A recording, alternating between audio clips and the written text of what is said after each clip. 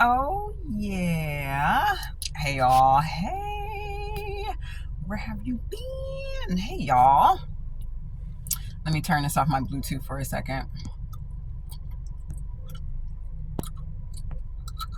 All right, we back up in this thing. We are back up in here, y'all. Don't forget to thumbs up the video and subscribe to the YouTube channel so we continue to drive a purposeful life throughout many. Okay, I don't know about dimensions and all that because other dimensions and galaxies probably, got their own thing going on with their own society. But y'all, like the video, subscribe to the channel, and we're going to continue to explore and expand each individual way, so many different levels and ways, okay, to seek and highlight what your divine purpose is. Now, divinity, divine, I can't help it. I have like a lot of signs of this trine. So I mention divinity a lot, but I don't, want to reflect it as anything that has to do with religiosity. Okay, when I say the divine is definitely that. Okay, it's included with you. You were born with your divine purpose. So ultimately, you are going to be watering your purpose. You are the water. You are the gardener. Okay, you're going to be cutting that grass.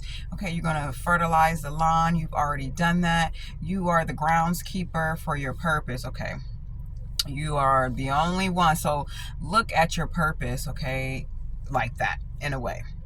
If you have this garden, you have these trees, okay, you have this vegetation, you have this land and this environment, right, that is so fruitful and has been fruitful. But it is entirely up for you, the attention that you put into it, the direction in your attention that you put into it, which is how often and how frequent, right? Or less or that, depending on your garden, what type of things you have in your gardens. Some gardens need different things, okay? Some gardens need a lot of attention. Some gardens need your attention 24/7 because you have a lot of different things working for you in the summertime. And some gardens just need some water, just need some sun, some sunlight. It just depends. Only you would know. This is why your divine purpose is so exclusive. 100% exclusive, right?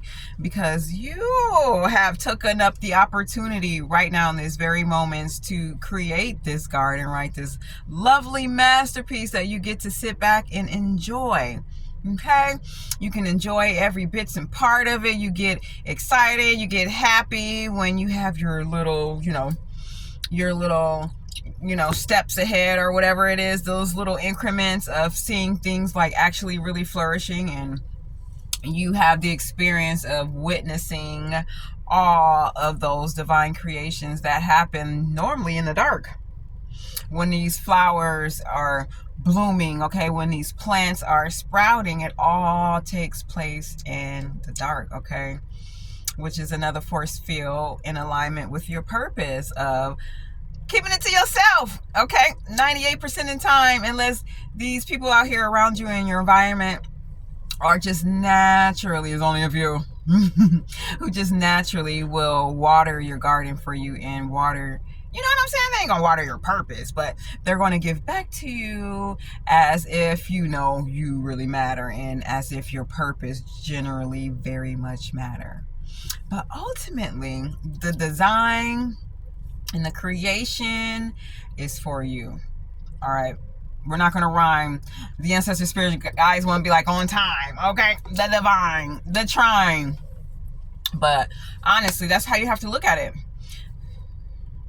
You have to look at your purpose as you being the groundskeeper, you doing all the beautiful upkeeping. It's not always work. You get to sit back, you get to experience, you get to laugh, you get to joke, you get to, have a bird's eye view from other different circumstances as well. You working on your purpose. That means you're just in a different plane, a different lane, like a different avenue. You're not taking anything personally, right? Now, granted, some people, things, items, vegetations, and all their plants and flowers will die over time. But it's all about the process, okay, of giving and sharing and being in tune with your purpose, why you're here, why you're meant to be here. Okay?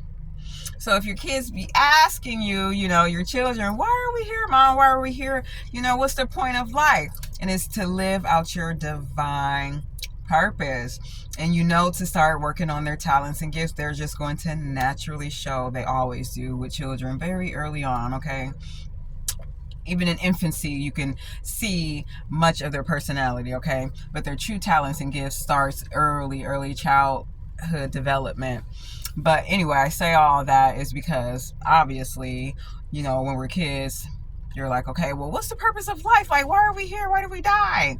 And they give you like Santa Claus and Easter and all that. But if we are stern about why we are here, why we are created, okay, we all know it was all written within us, y'all.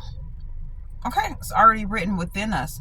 It's just avoiding all of the material solidified distractions in the matrix that's so solid, and it make it seem like this is it. You know what I'm saying? Not like Michael Jackson's concert, this is it, but they make it seem like this is truly it. So continue to be the worker, okay, towards your purpose.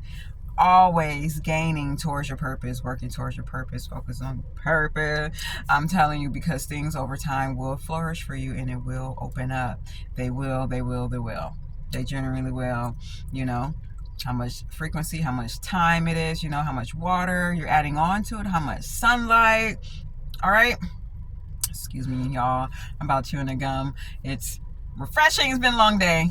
But I'm getting ready to go ahead and get some more work done. And y'all let me know what y'all think about this video. And I'll see y'all over at my website, okay? Reach out via email on my website, or in the contact form on my website. And I will definitely see y'all soon. Bye.